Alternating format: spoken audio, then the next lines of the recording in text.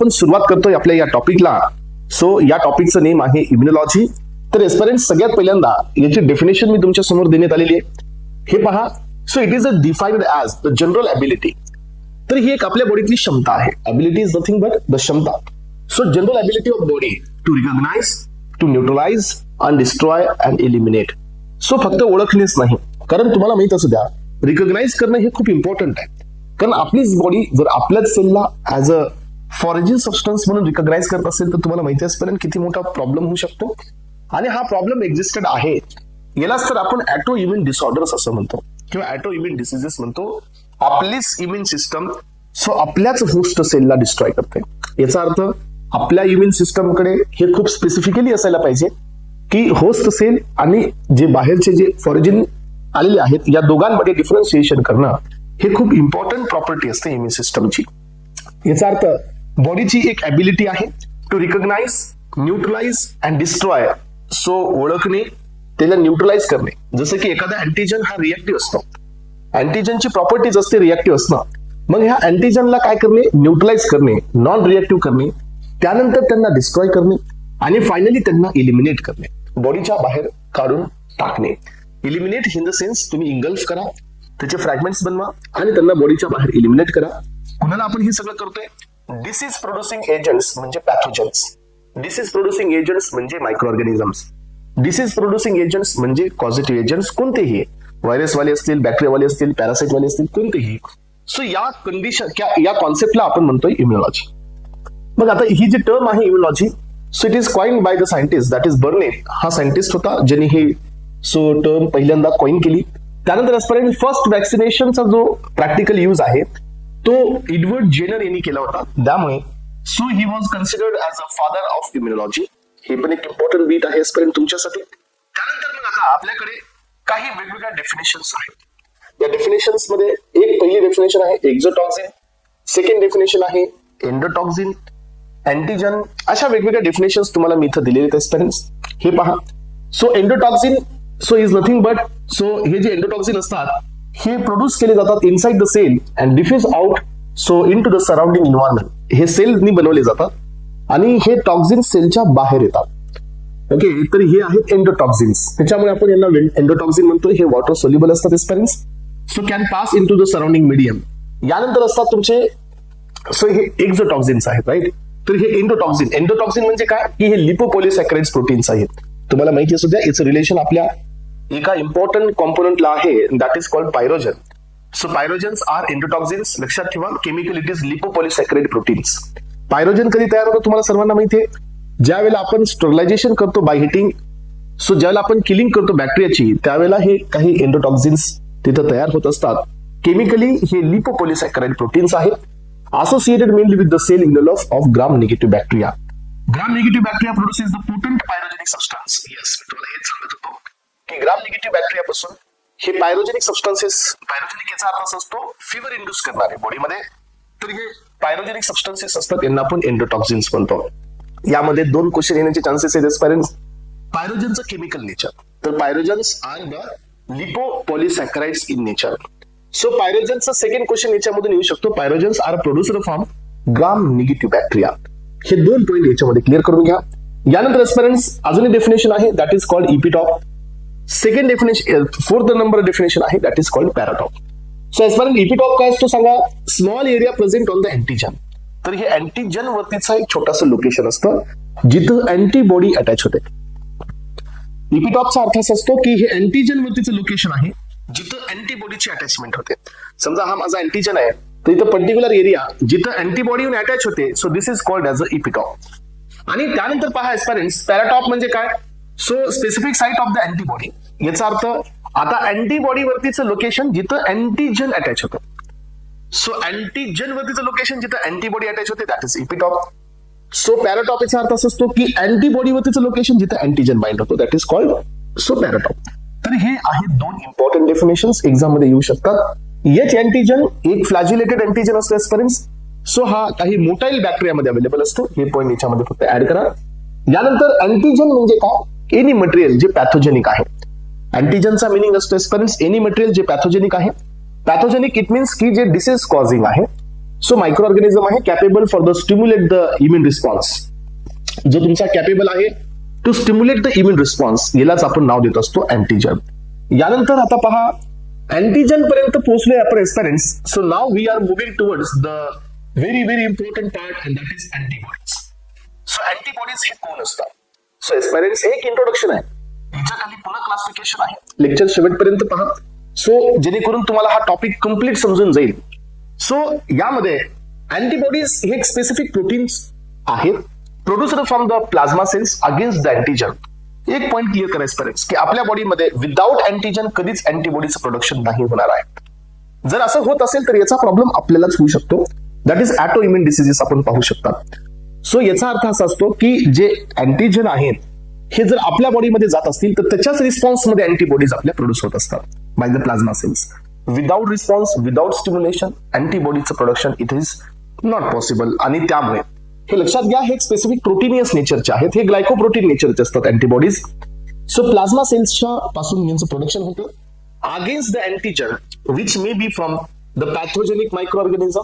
So हे जे antigen आहेत, सो हे कोण असणार आहेत? पॅथोजेनिक म्हणजे डिसीज कॉझिंग असणार आहेत, आणि त्यांना न्यूट्रलाइज करण्यासाठी to neutralise the specific antigen by the antibody. म्हणजे काय की ह्या अँटीबॉडीज आपण याच्यासाठी प्रोड्यूस करतोय की जे अँटीजन आपल्या बॉडीमध्ये एंटर केलेले आहेत, जे की इम्युन सिस्टमला स्टिम्युलेट करणारे आहेत, डिसीज कॉझिंग आहेत, त्यांना रिकॉग्नाइज करणे, सो त्यांना न्यूट्रलाइज करणे, त्यांना डिस्ट्रॉय करणे आणि बॉडीच्या बाहेर इलिमिनेट करण्यासाठी हे अँटीबॉडीज आपण प्रोड्यूस करत असतो एस्पिरंट्स. यामध्ये अँटीबॉडीचा जो शेप असतो तो वाय शेप्ड प्रोटीन्स असतात. हे पहा, यांचा शेप हा वाय शेप्ड असतो. याच्यामध्ये मोनोमर, डायमर, पेंटामर्स अशा वेगवेगळे लोकेशन्स, सो वेगवेगळे अँटीबॉडीज आहेत हे आपण पाहणार आहोत. Chemically antibodies are glycoprotein in nature. Very very important, हा पण एक पॉइंट आहे जो एक्झामला विचारला जाऊ शकतो aspirants. That is glycoproteins in nature belongs to the class of the globulins. तर ग्लोब्युलिनचे हे क्लासिफिकेशन आहे आणि त्यामुळे यांना आपण नाव देत असतो इम्युनोग्लोब्युलिन्स, दॅट इज आयजी. म्हणून आपण पहा आयजीजी, आयजीए, आयजीई, हे आयजी जो वर्ड आलाय अँटीबॉडीच्या समोर, तर हा वर्ड इथूनच आलेला आहे aspirants. Okay, that is immunoglobulins. त्यानंतर पहा, antigen have property like so immunogenicity, reactivity. So antigen कडे ह्या प्रॉपर्टीज असतात की हे आपल्या बॉडीमध्ये रिॲक्टिव्हिटी दाखवतात आणि इम्युन सिस्टमला स्टिम्युलेट करतात. आणि अँटीबॉडीकडे ह्या प्रॉपर्टीज असतात की हे त्याला न्यूट्रलाइज करतात, सो आणि त्याला डिस्ट्रॉय करून बॉडीच्या बाहेर इलिमिनेट करतात. यानंतर आता पुढे येण्याचा प्रयत्न होत आहे तो म्हणजे एस्पिरंट स्ट्रक्चर ऑफ अँटीजन. तर एस्पिरंट हे पाहण्याआधी तुम्ही काय करा की अँटीबॉडीचं, अँटीजनचं नाही अँटीबॉडीचं, तुम्ही पहिल्यांदा हे स्ट्रक्चर कम्प्लीट करून घ्या. सो हे आहे टिपिकल स्ट्रक्चर एका अँटीबॉडीचं. सो अँटीबॉडीच्या स्ट्रक्चर मध्ये आपल्याला सो वाय शेप्ड आहे, हे तुमच्या समोर क्लिअर आहे. या अँटीबॉडीच्या स्ट्रक्चर मध्ये सो लाईट चेन आणि हेवी चेन असतात. दिसताना हे तुम्हाला इथं क्लिअरली दिसत आहे की एक अँटीबॉडी मध्ये हे दोन असतात हेवी चेन आणि ह्या दोन असतात लाईट चेन. लक्षात घ्या पेरेंट्स, सिंगल अँटीबॉडी जी मोनोमर आहे, मोनोमर हे आहे.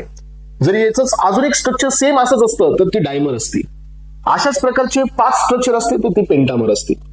पण एक अँटीबॉडी जी मोनोमर आहे, या अँटीबॉडी मध्ये 2 हेवी चेन आणि 2 लाईट चेन असतात. 2 heavy chain plus 2 light chains. आणि एस्पिरंट्स हे जे हेवी चेन लाईट चेन्स असतात हे एकमेकांना बॉन्ड होतात और held together by disulphide bond, जो तुम्हाला इथे दिसतोय SS बॉन्ड. तर हे बॉन्ड असतात एस्पिरंट्स अप टू 5, 1 to 5 बॉन्ड्स असतात ज्याच्याने हे लाईट चेन, हेवी चेन हे एकमेकांना अटॅच झालेले असतात. मग आता आपण याच्यामध्ये सो जर थोडा अजून डिटेलमध्ये पाहूया की जो इथं रिजन दिसतोय तर हे कोणता साईट आहे, तर इथं अँटीजन बाइंडिंग साईट आहे. दिस इज कॉल्ड पॅराटोप. तिकडे बी तुम्हाला पॅराटोप पाहायला मिळते.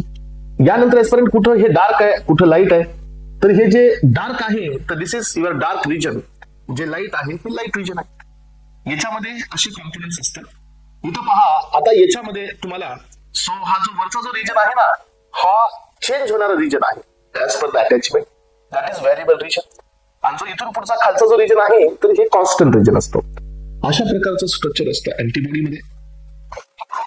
आपल्याकडे डिफरंट टाईपचे अँटीबॉडीज आहेत एस्पिरंट्स. तर यामध्ये एक अँटीबॉडीमध्ये 2 लाईट चेन आणि 2 हेवी चेन्स असतात. सो यांच्याबद्दलचं कम्प्लीट डिस्कशन आपण या ठिकाणी दिलेलं आहे स्ट्रक्चर ऑफ अँटीबॉडीज मध्ये. हे पहा, एक टिपिकल अँटीबॉडी, येस. सो याच्याकडे 2 आयडेंटिकल असतात, 2 आयडेंटिकल लाईट चेन्स आणि 2 आयडेंटिकल हेवी चेन्स असतात. Light stand for L, heavy stand for H. Light chain, heavy chain joined together by 1 to 5 disulfide bond. ह्या जी chain असतात हे एकामेकाला 1 ते 5 डायसल्फाइड म्हणजे SS च्या बॉन्डने अटॅच असतात. एस्पेरेंट याच्या आधी पण आपल्याला एक SS बॉन्ड आलेला आहे आणि तो बॉन्ड आहे तो बॉन्ड आहे इन्सुलिन मध्ये. तर आपल्याला इन्सुलिन मध्ये 3 SS बॉन्ड पाहायला मिळाले. देयर आर 3 SS बॉन्ड जे इन्सुलिन मध्ये असतात. सो यानंतर पहा एस्पेरेंट्स की अजून कोणते बॉन्ड्स असतात. डायसल्फाइड नंतर हायड्रोजन बॉन्ड्स असतात, हायड्रोफोबिक बॉन्ड्स असतात.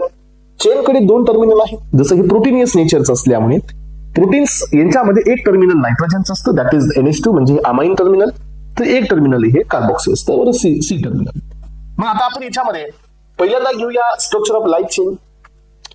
तर यामध्ये आपण पाहतोय की जो आपला लाईट चेन वाला जो आहे एस्पेरेंट्स, लाईट चेन कडे जो मॉलिक्युलर वेट आहे तर तो मॉलिक्युलर वेट आहे 25,000 डेल्टॉन. जो मॉलिक्युलर वेट आहे तो किती आहे 25,000 डेल्टॉन आहे. आणि या लाईट चेन मध्ये अमाइनो ऍसिड्स असतात 214. लाईट चेन येस ही हेवी चेन नाहीये, ही लाईट चेन आहे. यामध्ये 214 अमाइनो ऍसिड्स आहेत आणि 25,000 डेल्टॉन याचा मॉलिक्युलर वेट आहे. जी हेवी चेन आहे एस्पेरेंट्स यांचा मॉलिक्युलर वेट आहे 50,000 डेल्टॉन्स आणि अमाइनो ऍसिड आहेत 440 अमाइनो ऍसिड्स पासून ही हेवी चेन बनलेली आहे. It is composed of 440 amino acids. यानंतर पहा याचे काही एक्झाम्पल्स मी इथं दिले होते. हे स्ट्रक्चर तुम्ही इथं पाहू शकता.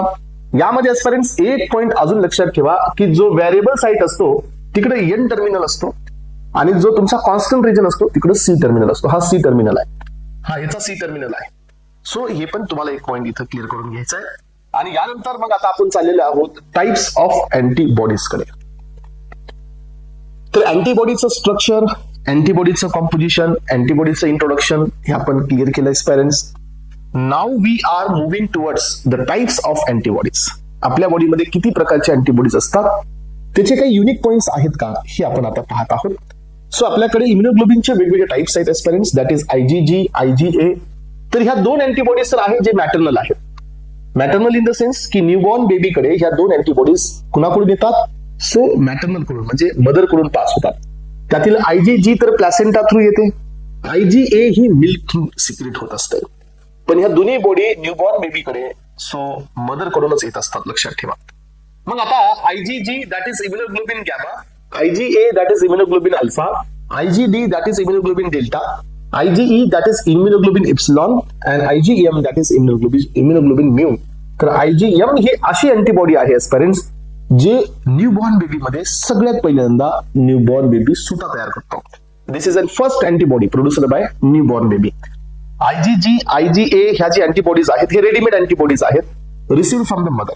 पण न्यूबॉर्न बेबी जो पहिल्यांदा स्वतःची अँटीबॉडी तयार करतो ती असते IgM, राईट.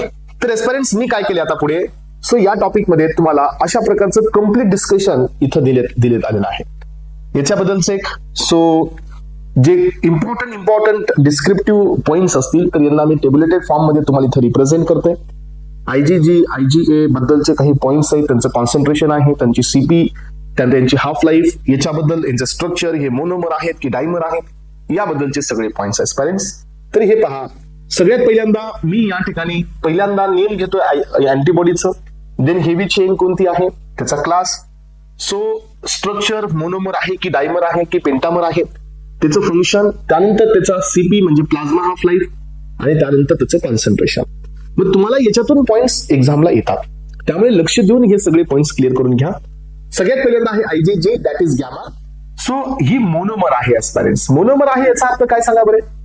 मोनोमर आहे याचा अर्थ असा असतो याच्याकडे 2 लाईट चेन आहेत आणि 2 हेवी चेन आहेत, राईट. मोनोमर मी तुम्हाला सांगितलं की each monomer contain 2 light chain and 2 heavy chain, हे कंपल्सरी माहिती असायला पाहिजे. मग आता याचा मॉलिक्युलर वेट आहे 1,50,000 डेल्टॉन. याचे काही सब टाइप्स बी आहेत aspirants, IgG1, IgG2, IgG3, IgG असे काही याचे टाइप्स आहेत, पण याच्याबद्दल काही युनिक पॉइंट्स नाहीयेत. मग आता या अँटीबॉडी बद्दल अजून एक महत्वाचा बीट काय की ही आपल्या बॉडी मधली मोस्ट अबंडंट आहे. याचा अर्थ जेवढ्या अँटीबॉडीज आपल्या बॉडीमध्ये प्रोड्यूस होतात त्यामध्ये 85% IgG आहे. 85% म्हणून हे मोस्ट अबंडंट अँटीबॉडी आहे जी आपल्या सर्क्युलेशन मध्ये असते.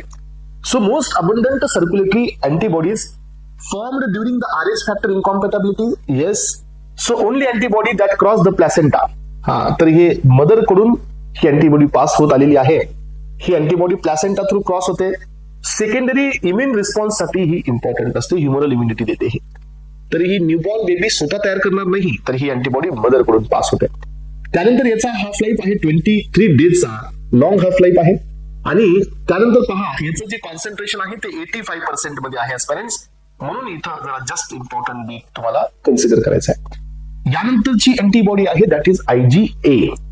IgA ही अल्फा आहे, वापस ही मोनोमरच आहे. सो मोनोमर आहे ब्लड मध्ये, राईट. हिचं पहा स्ट्रक्चर मध्ये कसे चेंजेस येतात. ब्लड मध्ये मोनोमर आहे, डायमर आहे टीएस सलायवा इंटेस्टिनल फ्लुइड मध्ये. डायमरचा अर्थ असा असतो ऍस्पिरंट्स की 2 हेवी चेनच्या जागी 4 हेवी चेन्स आणि 4 लाईट चेन्स, याला आपण डायमर असं म्हणतो. यानंतर पहा याचा मॉलिक्युलर वेट आहे 3,85,000 डेल्टॉन, म्हणजे मॉलिक्युलर वेट पण इथं आता वाढलेला आहे. यानंतर पहा ही सिक्रेटरी अँटीबॉडी आहे. Why it is called secretory antibody? Because it is secreted by milk. तर ही मिल्क थ्रू सिक्रेट होते आणि ही मिल्क थ्रू पास होत असते. आपल्या बॉडीमध्ये जी अँटीबॉडी आपल्याला मिळाली आहे ही आपल्या मदर कडून मिळालेली आहे. पहिली प्लॅसेंटा थ्रू क्रॉस झाली ड्युरिंग द एम्ब्रियोनल लाईफ और एम्ब्रियोनल पिरियड, जेस्टेशन टाइम मध्ये. ही आता आफ्टर द बर्थ हे पार्च्युरेशन नंतर मिळणार आहे वाया मिल्क प्रोडक्शन. आणि so high concentration found in the breast milk. पण तुम्हाला माहिती आहे का पेरेंट्स, सो डॉक्टर्स हे सजेस्ट करत असतात after the pregnancy, after the parturition, so first 5 days हे लॅक्टेशन खूप इम्पॉर्टंट असतं बेबीसाठी. First 5 days lactation, why it is so much important? Because की त्याच्यामध्ये काही इम्पॉर्टंट कॉम्पोनंट्स सो जे की बॉडीच्या ग्रोथसाठी आणि ह्या मिल्क थ्रू ही अँटीबॉडी पण प्रोड्यूस होत असते. बट नाउ डेज तुम्ही हे पाहू शकता की जे पार्च्युरेशन पिरियड आहे किंवा पार्च्युरेशनचा टाइम आहे तो काही लोकांनी नॅचरली ठेवलाच नाही. So they are going for the manually mode म्हणता येणार नाही, पण artificially it means so they are going for the Caesar.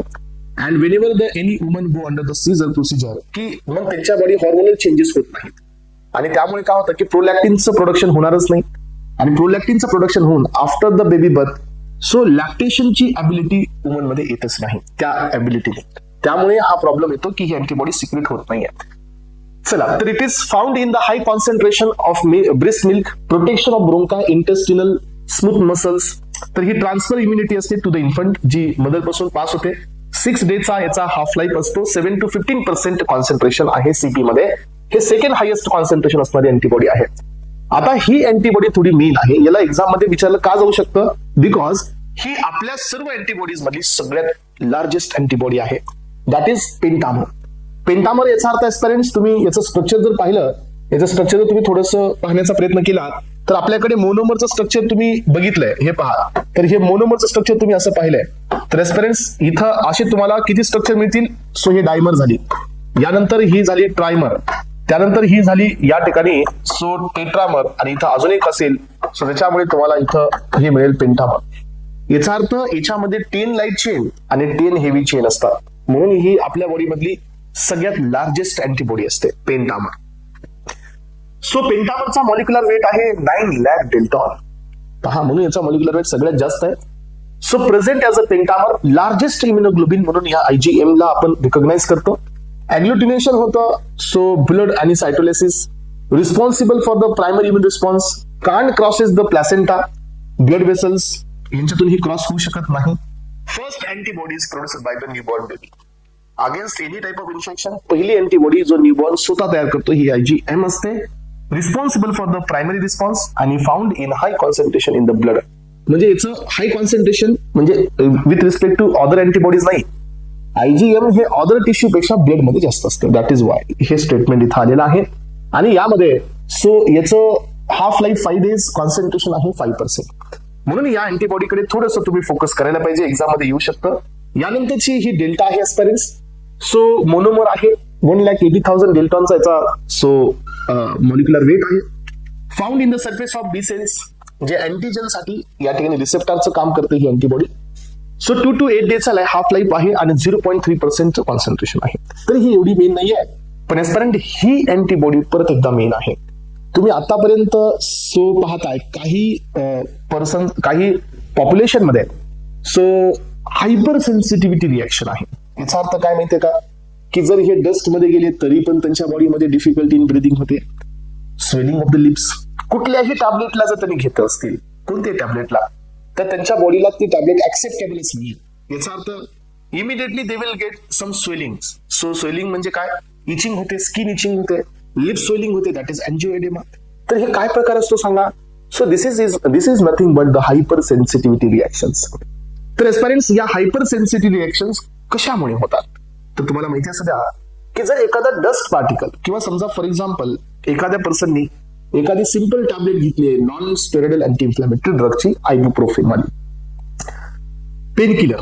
मग आता ही जी टॅबलेट घेण्यात आली, तर ह्या टॅबलेटमध्ये जो कंटेंट आहे, जो ऍक्टिव्ह फार्मास्युटिकल इन्ग्रेडियंट आहे, बॉडी त्याला ट्रीट करते. It is like a antigen, आणि त्याला अँटीजनचं ट्रीटमेंट देते, म्हणजे ही विल रिकॉग्नाइज एज अँटीजन, आणि त्याच्या अगेन्स्ट मध्ये आपली बॉडी सो इम्युनोग्लोबिन ए तयार करते, that is IgE. IgE is nothing but the immunoglobin epsilon ही तयार करते. मग ही IgE जी याचं जे प्रोडक्शन झालं एस्पायरंट्स, तर ही IgE याचं कॉन्सन्ट्रेशन हाय वरती गेल्यानंतर ही IgE आपल्या बॉडीमध्ये असणाऱ्या मास्ट सेल वरती ऍक्ट करते. मास्ट सेल तुम्हाला सर्वांना माहिती आहे, it is a storage unit of histamine. तर हे हिस्टामिनचं स्टोरेज युनिट आहे. याच्यामध्ये तुम्हाला हिस्टामिन, समजा ही अँटीबॉडी त्याच्यावरती काम करत असेल तर ते हिस्टामिन मास्ट सेल डिग्रॅन्युलेट होतो आणि तिथून हिस्टामिनचं प्रोडक्शन होतं. हिस्टामिनचं प्रोडक्शन होतं एस्पायरंट्स, आणि हिस्टामिन हा आपल्या बॉडीमध्ये ट्रिपल रिस्पॉन्स दाखवतो. Histamine is nothing but the inflammatory mediators. तो ब्रोंकाईमध्ये येतो constriction, it means difficulty in the breathing. Blood वेसलमध्ये जातो डायलेशन, याचा अर्थ तिथं एंजिओएडेमा होतो. स्किन मध्ये येतो तो इचिंग दाखवतो, रेडनेस येते स्किन मध्ये. यालाच तर आपण हायपर सेन्सिटिव्ह रिएक्शन म्हणतो, आणि ही होत असते just because of this IgE. तर टाइप्स ऑफ रिएक्शन खालीही दिल्यात मी, सो जे तुम्हाला पुढे मिळतील. तर इथं आपण सध्या IgE बद्दल पाहतोय. तर IgE जी असते तर ही मोनोमर आहे, 2 लाख याचा मॉलिक्युलर वेट आहे. सो ही पण प्लाझ्मा सेल्सनीच तयार होते अलर्जिक रिएक्शन्सच्या कंडिशन मध्ये. कुठल्याही प्रकारचा अलर्जन हा आपल्या बॉडीमध्ये एंटर होत असेल तर त्या केसमध्ये ही अँटीबॉडी तयार होते. सेन्सिटिव्हिटी कॉज करते, एनाफिलॅक्सिस होतो, इमिडिएट हायपर सेन्सिटिव्हिटी होते. इमिडिएट हायपर सेन्सिटिव्हिटी म्हणजे काय की आता ही टॅबलेट घेतल्यानंतर नेक्स्ट डेला नाही, immediately after some time, after 30 minutes, after 40 minutes immediate बॉडीचे रिएक्शन सुरू होतात ही अँटीबॉडीज थ्रू. याचा हाफ लाईफ खूप शॉर्ट आहे, 1 to 2 डेजचा आहे. कॉन्सन्ट्रेशन सर्वात कमी आहे, 0.02% आहे. तर एस्पायरंट्स, यानंतरचा एक छोटासा बीट आहे, that is auto immunity. So auto immunity याचा अर्थ काय सांगा बरे? सो आपलीच इम्युन बॉडी आपल्याच होस्ट सेलला जर डिस्ट्रॉय करत असेल तर this is called as a auto immunity, right. आपलेच होस्ट सेल आपल्याच अँटीबॉडी जर डिस्ट्रॉय होत असतील तर यांनाच आपण नाव देत असतो ऍटो इम्युनिसिटी. मग आता पहा, auto immunity is a condition ज्या कंडिशन मध्ये ओन बॉडीज, आपलीच body, own immunological antibodies act against self antigen resulting into structural and functional damage. आपलीच अँटीबॉडी आपल्या सेलच्या अगेन्स्ट मध्ये ऍक्टिव्ह होते आणि आपलेच सेल जे होस्ट सेल आहेत यांना डॅमेज करते, that is auto immune diseases. आणि याच्यामुळे ऍटो इम्युनिसिटी होते. So auto immunity refers to failure to distinguish between self and non self. म्हणजे आपल्या इम्युन सिस्टमचा हा प्रॉब्लेम होतो की इम्युन सिस्टम हे ओळखू शकत नाही की सेल्फ होस्ट म्हणजे सेल्फ कोण आहे, म्हणजे आपल्या बॉडीतले सेल कोण आहेत, आणि नॉन सेल्फ कोण आहेत. नॉन सेल्फ म्हणजे काय, जे बाहेरून आलेले कोण आहेत यांना ओळखू शकत नाही, त्यामुळे हे डिस्ट्रक्शन होत असतं. मग याचे काही एक्झाम्पल्स मी तुम्हाला इथं दिलेले आहेत एस्पिरंट्स. एक्झाम्पल मध्ये रुमॅटॉइड आर्थरायटिस हा खूप इम्पॉर्टंट आहे, जिथं जॉईंट इन्फ्लामेशन होतं एस्पिरंट्स. रुमॅटॉइड आर्थरायटिस तुम्ही ऐकलं असेल, क्रोनिक इन्फ्लामेटरी डिसऑर्डर आहे affecting the many joints including those hands and the feet. जिथं जॉईंट मध्ये डिस्ट्रक्शन होतं, कार्टिलेजेसचं डिस्ट्रक्शन होतं, सो इरोजन होत असतं, याला आपण आर्थरायटिस म्हणतो. त्यानंतर जोग्रेन सिंड्रोम असतो aspirants. It is disorder characterised by so mouth मध्ये ड्रायनेस, सलायवा मध्ये, आपल्या आईज मध्ये ड्रायनेस. सो इट मीन्स की बॉडीचे सिक्रेशन्स कमी होतात, majorly lacrimal fluid and the salivary fluid. त्याच्यामुळे आपण त्याला जोग्रेन सिंड्रोम म्हणतो. तर हे पण आपल्या बॉडीमध्ये एक ॲटोइम्युनच आहे, आणि हे तर आपण ऑलरेडी पाहिलं ऑटोनॉमिक नर्वस सिस्टम मध्ये, दॅट इज मायस्थेनिया ग्रेव्हिस. मायस्थेनिया ग्रेव्हिस हा वीक स्केलेटल मसलचा सो डिसीज आहे. So it is affected by the with the help of the brain. So myasthenia gravis affect the nerves that helps in that help the brain control to the muscles, आणि याच्यामुळे इम्पेअरमेंट होते मसलची आणि skeletal muscle मध्ये weakness येते. आपण हे पाहिलं होतं. मग यासाठी आपण काही काय केलं तर आपण या ठिकाणी काही ड्रग्स दिले होते, सो ज्याचा वापर करून राईट सो आपण स्केलेटल मसल मध्ये कॉन्ट्रॅक्शन इंड्यूस केलं होतं. एक्झाम्पल तुम्हाला आठवत असेल, निओस्टिग्मिन याच्यामधलं फेमस एक्झाम्पल आहे. मायस्थेनिया ग्रेव्हिस मध्ये ऍसिटिलकोलिनचं कॉन्सन्ट्रेशन आपण वाढवलं होतं for the skeletal muscle contraction. आता यानंतर पहा पेरेंट्स की काही आपल्याकडे मोनोक्लोनल अँटीबॉडीज काही ट्रीटमेंटसाठी आपण यूज केलेले आहे. समजा आपण आपल्या बॉडीमध्ये इंटरनल अँटीबॉडीज आपल्या रेडी नाही आहेत फॉर द फायटिंग, तर आपल्याला एक्सटर्नल अँटीबॉडीज घ्यावे लागतात. मग हे एक्सटर्नल अँटीबॉडीज जे घेतले जातात यांना तयार करण्यासाठी क्लोनिंग करावं लागते. यांची क्लोनिंग याचा अर्थ मिक्सिंग. सो तर ही क्लोनिंग केल्यानंतरचे अँटीबॉडीज आपण प्रोड्यूस करतो. आणि हे जर क्लोनिंग आपण मोनो सोबत करत असाल तर दॅट इज मोनोक्लोनल अँटीबॉडीज. ही टेक्निक आहे ज्या टेक्निकने आपण अँटीबॉडीजचं प्रोडक्शन करतो. It is use to produce the monoclonal antibody hybridoma technology. So monoclonal antibodies are defined as antibodies derived from the single clone of the plasma cells. हेच मी तुम्हाला सांगतोय, हे मोनोक्लोनल आहेत. मग आता यांच्यामध्ये वेगवेगळ्या टेक्निक्स आहेत. हॅट मेडियम यूज केलं जातं. हायपोझान्थिन हा एन्झाईम असतो. अमायनोटेरिन हा कॉम्पोनंट आहे. थायमिडिन हा पण यूज केला जातो या टेक्निकला किंवा याच्यामध्ये आपण करण्यासाठी. अजून 2 एन्झाईम असतात, हायपोझान्थिन गॉनिन फॉस्फोरायबोसिल ट्रान्सफरेज, देन ऍडेनिन फॉस्फोरायबोसिल ट्रान्सफरेज. हे एन्झाईम्स बी या हायब्रिडोमा टेक्नॉलॉजीमध्ये वापरले जातात. आणि यांच्यामध्ये मी काही अँटीबॉडीज तुम्हाला दिल्या. तर ह्या अँटीबॉडीचा चार्ट लक्षात ठेवा आणि त्याचे युजेस कुठे यूज करायचे, कोणत्या मोनोक्लोनल अँटीबॉडीज. यामध्ये ऍप्सिझिमाब आहे, अँटीप्लेटलेट म्हणून यूज करा. सो देन LN2 आहे, क्रोनिक लिम्फॅटिक ल्युकेमियाच्या कंडिशन मध्ये यूज करा. सो देन जेफिटेनिब आहे, टायरोसिन कायनेज कॅन्सरच्या केसमध्ये यूज करा. टायरोसिन कायनेज इनहिबिटर असतो हा लंग कॅन्सरच्या केसमध्ये यूज करा. सो त्यानंतर इन्फेझिमाब आहे, rheumatoid arthritis and the Crohn's disease मध्ये याचा वापर करा. ओमालिझुमाब आहे, आजपर्यंत खूप इम्पॉर्टंट आहे. हे IgE चा न्यूट्रलायझर असतो हा, तर हा अस्थमामध्ये यूज करा. ब्रोंकायटिस मध्ये याचा वापर केला जातो. त्यानंतर रितुझिमाब आहे, नॉन हॉडकिन्स लिम्फोमा मध्ये याचा यूज करा. सो ट्रान्स2 आहे, मेटास्टॅटिक ब्रेस्ट कॅन्सर मध्ये याचा वापर करा. हे अँटीबॉडीज आहेत, हे त्याचे युजेस आहेत.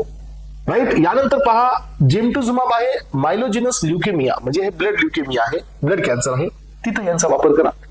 अँड सो म्युरोमोनाब अँड डेक्लिझुमाब आहे, हे ॲलोग्राफ्ट. ग्राफ्टिंग म्हणजे काय असते तुम्हाला माहिती आहे, ड्युरिंग द बर्निंग कंडिशन और during the kidney transfer. So आपण एखादा बाहेरचा ऑर्गन आपल्या बॉडी ड्राफ्ट करतो, डोनरचा ऑर्गन आपल्या बॉडी ड्राफ्ट करतो. मग आपली बॉडी त्याला ऍक्सेप्ट नाही करत. आपली बॉडी त्याच्या अगेन्स्ट मध्ये अँटीबॉडी बनवते because that is the foreign part. त्यामुळे त्या केसमध्ये ग्राफ्टिंगच्या केसेसमध्ये तुम्हाला सो ही अँटीबॉडी तयार करायची आहे. सो अशा आणि हे ग्राफ्टिंग ॲलोग्राफ्ट याचा अर्थ असा असतो की जो डोनर आहे तो तुमच्या ब्लड रिलेशन मधला आहे, दॅट इज द ॲलोग्राफ्ट. आणि मग त्या केसमध्ये आपल्याला ही मोनोक्लोनल अँटीबॉडी द्यायची असते पेरेंट्स. आणि इथपर्यंत पोहोचल्यानंतर आपला ह्या चॅप्टरचा पहिला भाग संपला. तुम्ही पाहत असेल पेरेंट्स की हे चॅप्टर किती वेगळ्या अँगलनी आहे, म्हणून तर याला तेवढे वेटेज पण देण्यात आलंय. म्हणून तर आपण या टॉपिकला ह्या सिस्टमॅटिक लेवलनी पाहतोय, जेणेकरून तुमचा हा टॉपिक क्लिअर व्हावा, समजून यावा. आणि सगळे क्वेश्चन्स तुम्हाला आतापर्यंत जे आलेले आहेत पाठीमागच्या इयर्स मध्ये ते थोडेसे हायलाइट पण व्हावेत. आतापर्यंत आपण अँटीजन, अँटीबॉडीज, त्यांचे क्लास, त्यांचे एक्झाम्पल्स याच्यामध्ये आपण होतो आणि हे सगळं आपण क्लिअर केलंय. Now we are moving towards the immunity classification. म्हणजे काय, सो इम्युन सिस्टम कडे आता जातोय आपण. अँटीजन, अँटीबॉडीज आपण ऑलरेडी पाहिले. सो आता आपण एंटर करतोय सेकंड सेक्शन या इम्युनॉलॉजी मध्ये, that is the immunity power or immunity classification कडे. मी तुम्हाला सांगितलं होतं की आपल्या बॉडीमध्ये 3 डिफेन्सेस असतात, first line, second line and third line. First line, second line हे नॉन सिलेक्टिव्ह असतं, देन थर्ड लाईन डिफेन्स हा सिलेक्टिव्ह असतो. नॉन सिलेक्टिव्हचा अर्थ काय की कुठलाही पॉझिटिव्ह एजंट असेल तर स्किन त्याला डॅमेज करण्याची टेंडन्सी ठेवतेच. माउथ मध्ये सलाइवा आहे, तो कोणत्याही पॉझिटिव्ह एजंटला डॅमेज करण्याची टेंडन्सी ठेवतो, म्हणजे हे नॉन सिलेक्टिव्ह आहे. पण आपल्या बॉडीमध्ये कोरोनाचा पॉझिटिव्ह एजंट आहे तर बर्ड फ्लूची अँटीबॉडी नाही तयार होऊ शकत. H1N1, H1N5 याची नाही, कारण का जो पॉझिटिव्ह एजंट आहे त्याच्याच अगेन्स्ट मध्ये अँटीबॉडी तयार होते, दॅट इज स्पेसिफिक. म्हणून थर्ड लाईन डिफेन्स हा आपला स्पेसिफिक नेचरचा असतो. तर आता आपण चाललोय क्लासिफिकेशन ऑफ इम्युन सिस्टम कडे.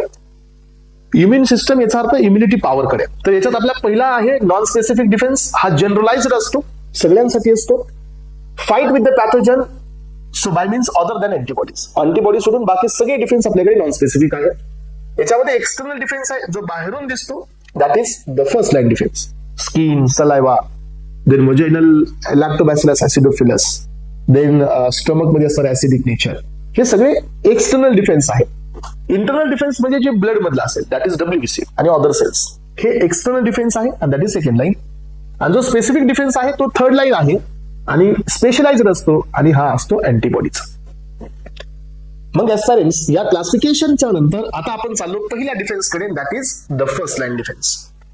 फर्स्ट डिफेन्स आपण आता पिकअप करतोय, फर्स्ट लाईन डिफेन्स. तर याचे बरेच एक्झाम्पल्स आहेत तुमच्या समोर, लक्ष देऊन ऐका सर्वजण.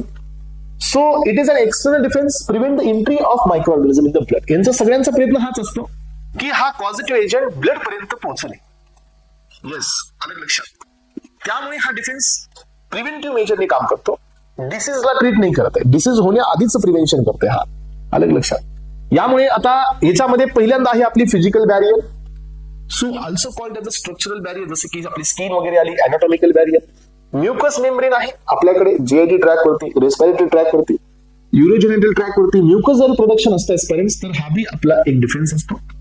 केमिकल बॅरियर म्हणजे केमिकल्स, म्हणजे स्किन मध्ये असणारी salt concentration, mucosal production, glands.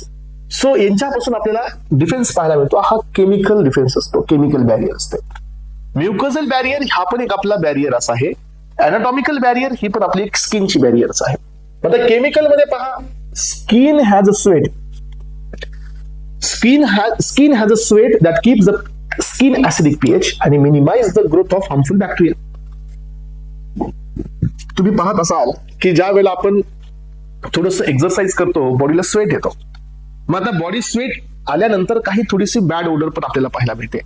तर ही बॅड ओडर स्वेटची नसते, बॅड ओडर असते की स्वेटमुळे जे आपल्या स्किनवरती जे बॅक्टेरियाज आहेत ते डिस्ट्रॉय होतात आणि त्यांचे डेब्रीज तयार होतात आणि त्याच्यामुळे बॅड ओडर असते. लक्षात घ्या, स्किन हे ऍसिडिक पीएच मेंटेन करते बाय स्वेटिंग आणि ते मिनिमाइज करते बॅक्टेरियाचं infection. Tears, saliva, mucus secretion contain the enzyme that is lysozyme. आणि हा लायसोझाइम बॅक्टेरियोसाइडल असतो. Lysozyme break down the bacterial cell wall आणि स्पेसिफिकली ग्राम पॉझिटिव्ह बॅक्टेरियाला ची जी सेल असते पेप्टिडोग्लायकॉनची ती डिस्ट्रॉय करतो. यानंतर पहा स्टुडंट्स, ऑक्झेंटिक सेल जे आपल्या गॅस्ट्रिक ग्लँड मध्ये असतात, पॅरायटल सेल मध्ये, हे सिक्रेट करतात HCl. तर हे बी आपल्या बॉडीतलं एक केमिकल डिफेन्सच आहे. So that will kill the typhoid bacteria that is Salmonella typhi. तुम्हाला माहिती असू द्या की आपल्या स्टमक मध्ये ऍसिडिक नेचर असणं हे आपल्यासाठी काही प्रॉब्लेम बी आहे आणि ऍसिडिक नेचर कमी असणं हा पण आपल्यासाठी प्रॉब्लेम आहे. तर एस्पेरेंट जर आपल्याकडे ऍसिडिटी होत असेल, हायपर सिक्रेशन होत असेल 0.1 नॉर्मल HCl मध्ये, तर आपल्या बॉडीमध्ये ऍसिडिटीमुळे काही प्रॉब्लेम्स तयार होतात, जसे की ऑस्टिओपोरोसिस, बोन ठिसूळ होणे, हे ऍसिडिटीचा प्रॉब्लेम आहे. चेस्ट पेन, सो हे ऍसिडिटीचा प्रॉब्लेम आहे. ऍसिडिटी मेडिएटेड आपल्या बॉडीमध्ये खूप सारे प्रॉब्लेम्स आहेत. पण ऍसिडिक कंडिशन नसेल, दॅट इज अक्लोरहायड्रिया. अक्लोरहायड्रिया याचा मिनिंग असतो की स्टमक मध्ये ऍसिडिक कंटेंट कमी आहे. तर त्या केसमध्ये आपल्या बॉडीमध्ये इन्फेक्शन होण्याचे चान्सेस जास्त असतात. जसं की साल्मोनेला टायफी हा जर आपल्या स्टमक मध्ये एंटर करत असेल तर तो आपल्या ऍसिडिक पीएचने डिस्ट्रॉय होतो. But those persons who are regularly taking antacids, जे लोक अँटासिड्स घेतात रेग्युलरली, अँटासिड्स घेत आहेत म्हणजे काय की जे अँटासिड घेऊन त्यांच्या बॉडीतला पीएच ऍसिडिसिटी कमी करतायत, तर त्यांना साल्मोनेला टायफी म्हणजे टायफॉइड होण्याचे चान्सेस जास्त असतात, कारण आपण आपला डिफेन्स कमी केला. आलं लक्षात. सो यामध्ये पहा की the people who are regularly taking the antacids are more susceptible for the typhoid. त्यांना टायफॉइड जास्त होऊ शकतो. यानंतर पहा, throughout the reproductive life female vagina contain lactobacillus ऍसिडोफिलस.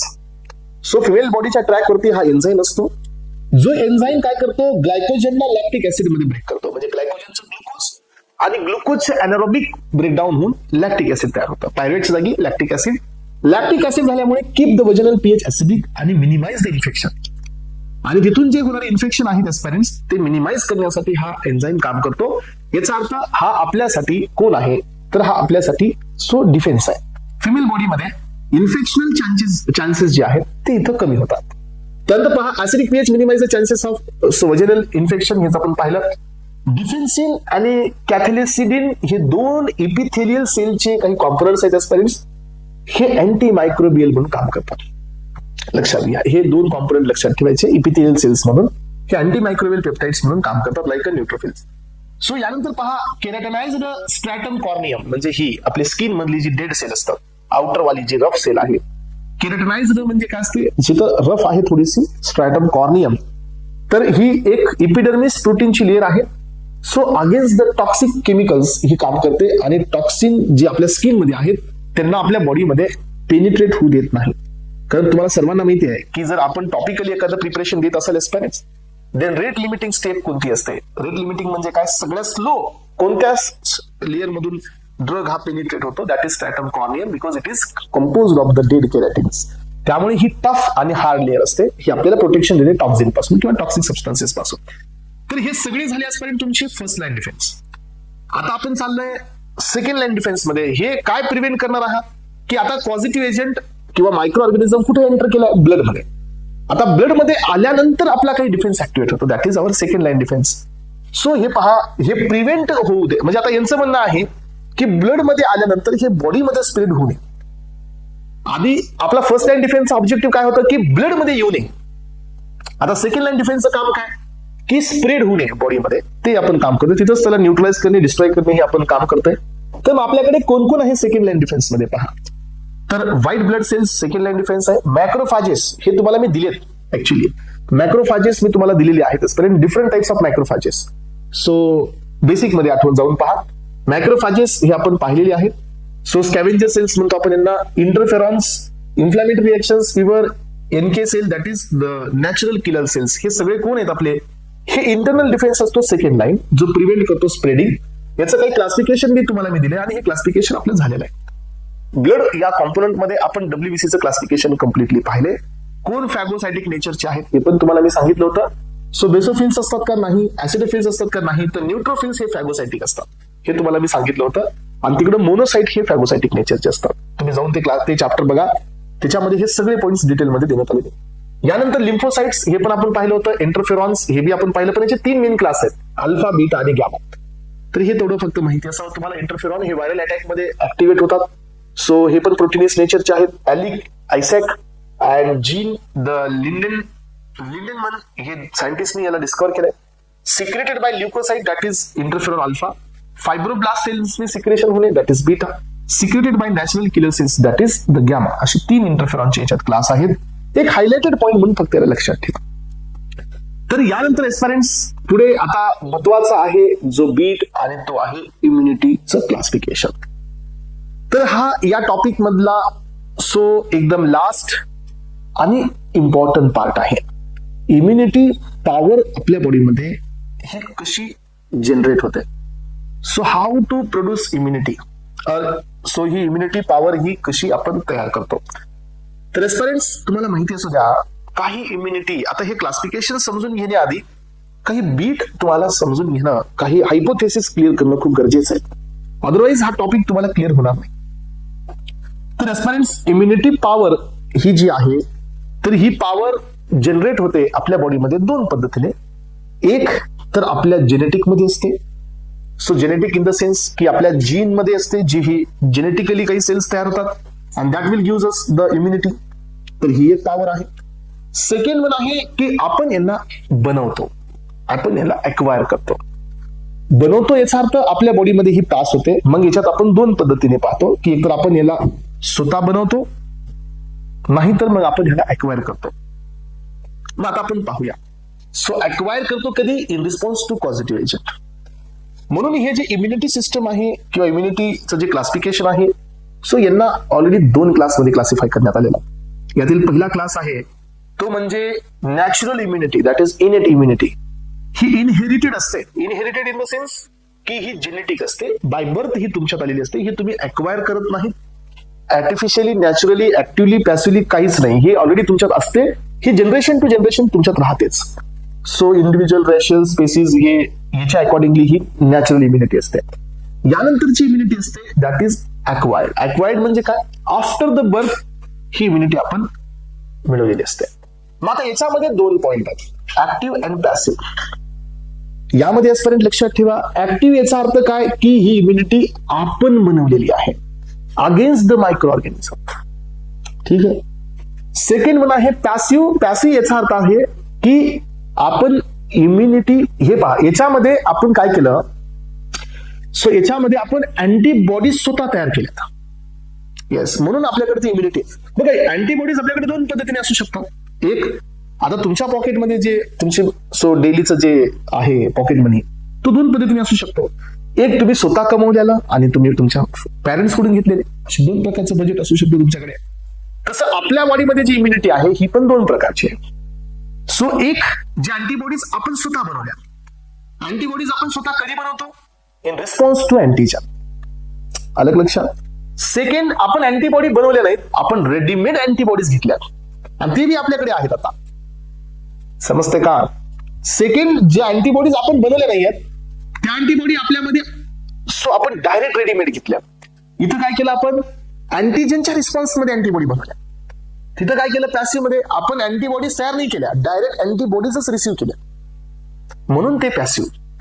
हे ऍक्टिव्ह का? कारण आपली बॉडी ऍक्टिव्हली प्रोडक्शन मध्ये येते अँटीबॉडीच्या. हे पॅसिव्ह का? कारण आपण अँटीबॉडीज प्रोड्यूस नाही केल्या, आपण डायरेक्ट रेडीमेड घेतल्या. मग त्याच्यात नॅचरल. नॅचरल म्हणजे काय? तुम्हाला आठवतं का तुम्ही मदर पासून कधी अँटीबॉडी स्वतः घेतली? नाही आठवतंय ना? याचा अर्थ ती नॅचरली आपल्यात आली, अँटीजन नाही आला, डायरेक्ट अँटीबॉडी आलेली आहे, म्हणून ते झालं पॅसिव्ह नॅचरल. म्हणजे ह्या अँटीबॉडीजच आपण मिळवल्या पण आपण स्वतः नाही घेतल्या, ते ऑटोमॅटिक आली. That is IgG IgA. Natural, passive म्हणजे direct readymade antibodies but naturally. Artificially म्हणजे काय पेरेंट्स, की आपण डॉक्टरकडे गेलो आणि डॉक्टरला सांगितलं की doctor give me anti rabies antibodies. Anti रॅबिसची आपण डायरेक्ट अँटीबॉडी घेतली, अँटी टिटॅनसची अँटीबॉडी डायरेक्टली घेतली, आपण अँटीजन घेतले का? नाही. याचा अर्थ आपण इंजेक्शन देऊन अँटीबॉडी घेतल्या. अँटीबॉडी म्हणतो parents, please make a difference. Antibodies घेतोय आपण इंजेक्शननी, दॅट इज पॅसिव्ह. पॅसिव्ह हा वर्ड का आला? सर आपण तर इंजेक्शननी घेतोय, पण पॅसिव्ह वर्ड का घेतोय? बेटा, पॅसिव्ह हा वर्ड इंडिकेट करतो you are taking antibodies not antigen. Active word हा इंडिकेट करतो यू आर टेकिंग अँटीजन आणि against the antigen your body is trying to produce antibodies. Passive हा वर्ड इंडिकेट करतोय we are directly taking antibodies. So readymade antibodies, मग ते mother पासून घेतले तर नॅचरल आणि डॉक्टर पासून घेतले तर आर्टिफिशियल. डॉक्टर पासून आपण इंजेक्शन नाही घेणार आहोत, म्हणजे आपण स्वतः घेणार आहोत, म्हणजे ते आर्टिफिशियल घेतो आपण. मग हे पण आपल्या बॉडीत एक रिस्पॉन्स आहे. आता हा ऍक्टिव्ह याचा अर्थ काय, की अँटीजन देऊन अँटीबॉडी तयार होत आहे. मग याच्यामध्ये नॅचरल. सो आपण कुठंच गेलो नाही, आपल्याला इन्फेक्शन झालं, आपण असं जात होतो बाहेर, तर आपल्याला इन्फेक्शन होऊन आपल्या बॉडीत ते व्हायरस गेलं आणि त्याच्या अगेन्स्ट मध्ये नॅचरली अँटीबॉडीज तयार झाल्या, जसं की कोविड-19. तुम्ही पाहिलं असेल की तुम्ही पाहिलं असेल एक्सपिरियन्स की कोविड-19 मध्ये 70% पॉप्युलेशनच्या बॉडीमध्ये अँटीबॉडीज आपल्याला फाउंड झाले. याचा अर्थ काय, की 70 सगळ्यांनाच कोरोना झाला, सगळ्यांची डेथ नाही झाली, पण सगळ्यांना सिम्पटम्स नाही आले. कारण का? काही जणांच्या बॉडीमध्ये कोविड गेला, त्याच्या अगेन्स्ट मध्ये अँटीबॉडीज तयार झाल्या आणि त्यांनी त्याला डिस्ट्रॉय केलं. याचा अर्थ अँटीबॉडी तयार झाल्या म्हणजे याला कोरोना झालेला आहे असं आपण ओळखतो. मग आता या ठिकाणी आपण काय केलेलं आहे, नॅचरलचा अर्थ आहे की नॅचरली कुठलं तरी व्हायरस आपल्या बॉडीत एंटर करते, नॅचरल आपली बॉडी त्याच्या अगेन्स्ट मध्ये अँटीबॉडी बनवते. That is what the natural active. आणि आर्टिफिशियल ऍक्टिव्ह याचा अर्थ एस्पेरेंट्स आपण वॅक्सिन घेतोय. Vaccine content dead part of the virus. Per live virus असतं, लाईव्ह अटेन्युएटेड व्हायरस असतं, डेड व्हायरस असतं. आपण स्वतः व्हायरस देऊन अँटीबॉडी तयार करायची इच्छा ठेवतोय, आपण वॅक्सिन देऊन अँटीबॉडीज प्रोडक्शन करतोय. हे झालं आर्टिफिशियल ऍक्टिव्ह. तर एस्पेरेंट्स सगळ्यांना क्लिअर होता हा क्लास, कारण इथं क्लिअर नाही झालं तर पुढे क्लिअर होणारच नाही. सो ऍक्टिव्ह याचा अर्थ आपण अँटीजन देऊन अँटीबॉडी प्रोड्यूस करतोय. पॅसिव्ह याचा अर्थ डायरेक्ट रेडीमेड अँटीबॉडीज घेतोय. ऍक्टिव्ह मध्ये नॅचरल इट मीन्स की नॅचरली काही व्हायरस आपल्या बॉडीत जात आहे, त्याच्या अगेन्स्ट मध्ये body will produce antibodies. So active मध्ये आर्टिफिशियल इट मीन्स की आपण इंटेन्शनली आपल्या बॉडीमध्ये व्हायरस एंटर करतोय आणि त्याच्या अगेन्स्ट मध्ये अँटीबॉडी आपण प्रोड्यूस करतोय. That is artificial active. Passive in the sense we are taking direct ready-made antibodies from the mother, that is natural, and from the doctor, that is artificial. I hope की हे classification fit झालेलं आहे, clear झालेलं आहे. हे clear झालं तरच खाली जाऊ शकतो आपण. एस्पेरेंट्स हे पहा, नॅचरल इम्युनिटी जी इनहेरिटेड असते, come from the naturally, generation to generation ही आपल्या जेनेटिक मध्ये असते. So diesel virus can not multiply in canine cells, so dogs have the natural immunity to against the measles. तर हे काही इम्युनिटीचे एक्झाम्पल्स आहेत नॅचरल मध्ये. आता आपण पाहतो ऍक्वायर्ड याचा अर्थ specific. So usually develop from the natural or the artificial way. याच्यामध्ये दोन क्लास आहेत, ऍक्टिव्ह आणि passive. Active immunity it means की आपण सेन्सिटायझेशन करतोय आपल्या बॉडीमध्ये सेन्सिटायझेशन करतोय बाय गिव्हिंग अँटीजन आणि त्याच्या अगेन्स्ट मध्ये अँटीबॉडीज तयार होतात. That is active. And produces antibodies from the lymphocytes. That is active. Passive means we are getting a preformed, that is readymade antibodies. आपल्याला डायरेक्टली तयार झालेल्या अँटीबॉडीज मिळत आहे. That is passive. मग आता याच्यामध्ये एस्पेरेंट्स नॅचरली अक्वायर्ड ऍक्टिव्ह म्हणजे काय? आता आपल्याला इथं वर्ड मध्ये डिफरन्शिएशन करायचंय. नॅचरली याचा अर्थ की आपण तयार नाही करतोय, ऍक्टिव्ह म्हणजे आपण अँटीजन देतोय. मग अँटीजन घेऊन हे नॅचरली तयार होतंय. याचा अर्थ काय? The immunity produced Wien the active micro organism और पॅथोजन फ्रॉम द नेचर. बाहेरून हा आपल्याला न कळत आपल्या बॉडीत एंटर करतोय आणि त्याच्या अगेन्स्ट मध्ये आपण ही अँटीबॉडीज तयार करतोय. So that is natural infection होतंय. एक्झाम्पल आहे सो मेसल्स, सो जसं की एक्झाम्पल आहे चिकन पॉक्स, यांच्या हे आपल्याला नॅचरली होत आहे आणि त्याच्या अगेन्स्ट मध्ये आपली बॉडी अँटीबॉडीज तयार करते आणि एकदा हे होऊन गेले की डबल कधी होणार नाही, कारण त्याच्या अँटीबॉडीज आपल्याकडे आहेत. सो यानंतर पहा आर्टिफिशियली ऍक्टिव्ह म्हणजे काय स्टुडंट्स, की आपण जाणून बुजून इंटेन्शनली आपल्या बॉडीत पॉझिटिव्ह एजंट टाकतोय आणि आपल्या बॉडीला स्टिम्युलेट करतोय to produce this antibodies. So हे पहा आर्टिफिशियली ऍक्टिव्ह याचा अर्थ काय, आर्टिफिशियली ऍक्टिव्ह याचा अर्थ आर्टिफिशियल म्हणजे जाणून बसून, ऍक्टिव्ह म्हणजे अँटीजन देऊन, अँटीजन इंट्रोड्यूस आर्टिफिशियल. तेच सांगतोय आपण व्हॅक्सिन घेतोय म्हणजे आपण अँटीजन घेतोय inside the body. So and which body produces the antibody from the lymphocyte, त्याच्या अगेन्स्ट मध्ये बॉडी आपली अँटीबॉडीज तयार करते. सो ऍस्परन्स इनॅक्टिव्हेटेड फॉर्म मध्ये असतो हा virus, by heating by radiation, आणि हे बॉडीच्या मध्ये दिला जातो. That is vaccination. BCG vaccine टीबीच्या अगेन्स्ट मध्ये आपण देतो, पोलिओ वॅक्सिन असते. तर वॅक्सिन देऊन आपण काय करतोय, आपली अँटीबॉडीला प्रोडक्शन वाढवतोय. That is artificial acquired active immunity. आधीची होती नॅचरल अक्वायर्ड ऍक्टिव्ह इम्युनिटी. हे आपण अँटीजन देऊन तयार केल्या, नॅचरली और आर्टिफिशियली. आता आपल्याकडे दोन आहेत, नॅचरली अक्वायर्ड पॅसिव्ह. याचा अर्थ काय, आपण रेडीमेड इम्युनिटी डायरेक्टली घेतलेली आहे मदरकडून. रेडीमेड आपण इम्युनिटी पॉवर ही जनरेट केलेली आहे, डायरेक्ट आपण अँटीबॉडीज मिळवल्यात, पण नॅचरली म्हणजे मदरकडून. So already produced antibodies from the mother transferred fetus to via placenta from or the via milk. Newborn infants don't have the well-developed immunity. They protected from the maternal immunity antibodies, that is IgG and IgA. So he placenta before birth, after the birth, this is from the milk.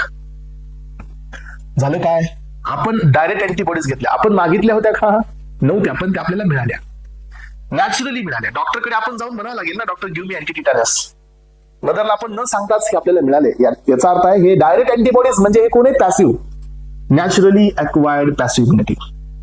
मग आता यांच्यानंतर आपल्याकडे आहे artificially acquired passive immunity. So person suffer from the severe disease. आता समजून घ्या, एखाद्याला disease होतोय, मग त्याच्यासाठी आपण जाऊन डॉक्टरकडून इंजेक्शन देऊन अँटीबॉडीज घेतो डायरेक्टली. डॉक्टर माझ्या अँटीबॉडीज तयार होत नाहीयेत, त्यामुळे मला एक्सटर्नल अँटीबॉडीज द्या. That is artificially acquired passive. Artificially म्हणजे आपण मागून घेतोय, अक्वायर्ड म्हणजे आपण जन्मानंतर मिळवतोय, आणि पॅसिव्ह म्हणजे आपण अँटीजन नाही घेतोय, आपण अँटीबॉडी घेतोय. That is artificially acquired passive immunity. So कधी कधी घेतो आपण, हे सिव्हिअर डिसीजेसच्या केसमध्ये. सो लक्षात घ्या, so wear his immune system isn't producing the antibodies, त्यावेळेला आपण हे घेतो पर्टिक्युलर डिसीज मध्ये. हे एक्सटर्नल अँटीबॉडीज घेतोय आपण, म्हणून हे पॅसिव्ह आहे. Anti rabies, anti tetanus, anti diphtheria. तर अशा प्रकारे आपण या ठिकाणी सो हा पार्ट इथं क्लिअर केलेला आहे. Aspirants, not only this part, we have been finished with our immunology. तर एक्सपेक्टेड आहे की इम्युनॉलॉजीच्या कॉन्सेप्टमध्ये तुमचं माइंड हे थोडंसं आता शार्प झालेलं असेल, क्लिअर झालेलं असेल, आणि प्रत्येक कॉर्नर यामधला तुम्हाला या ठिकाणी हायलाइटेड असेल एस्पिरंट्स. चला, तर या ठिकाणी आता थांबतोय आपण. होपफुली तुम्हाला हा टॉपिक क्लिअर झाला असेल. या इम्युनॉलॉजीच्या सगळ्या कॉन्सेप्ट तुम्ही क्लिअर करून घेतलेले असतील असं मी अपेक्षित करतो aspirants. Thank you so much, have a nice day. चला तर एस्पिरंट्स, सांगा एकदा काय आहे स्टेटस.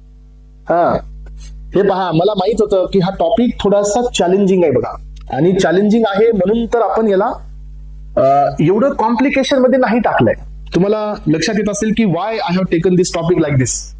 या टॉपिकला मी असं का घेतलंय याचं कारण मी तुमच्या लक्षात येत असेल, बिकॉज हे टॉपिक थोडासा डोक्यांमध्ये जास्त जाण्याचं आहे लिहिण्यापेक्षा.